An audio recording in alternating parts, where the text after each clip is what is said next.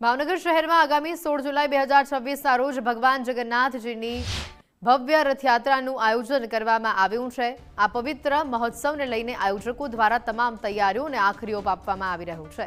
આ વર્ષે ભગવાન જગન્નાથજી, ભાઈ બલભદ્રજી અને બહેન સુભદ્રાજી માટે ખાસ વેલ્વેટના મખમલના કપડામાંથી વાઘા તૈયાર કરવામાં આવ્યા છે।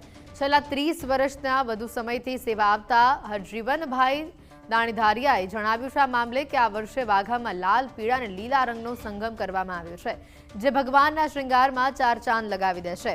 રથને પણ ભક્તિમય રીતે સજ્જ કરવામાં આવી રહ્યું છે। આ કલાત્મક વાઘા અને સાફા સાથે પ્રભુ નગરચર્યાએ નીકળશે, ત્યારે સમગ્ર ભાવનગર ભક્તિના રંગે રંગાઈ જશે। ભક્તોમાં પણ આ વર્ષની રથયાત્રાને લઈને ભારે થનગનાટ અને ઉત્સાહનો માહોલ જોવા મળી રહ્યો છે।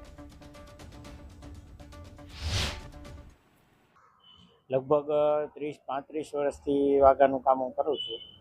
દર વર્ષે આપણે વાઘા થોડા અલગ પ્રકારના બનાવીએ છીએ।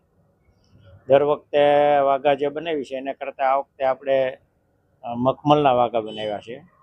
મખમલમાંથી આપણે બ્રોકેટમાંથી બનાવ્યા છીએ। આ વખતે મખમલનું સારું કાપડ મળતા એમાંથી વાઘા બનાવ્યા। જગન્નાથજીના, સુભદ્રાજીના, બાલભદ્રના, હનુમાનજીના અને આ હનુમાનજીના સાફા બનાવું છું।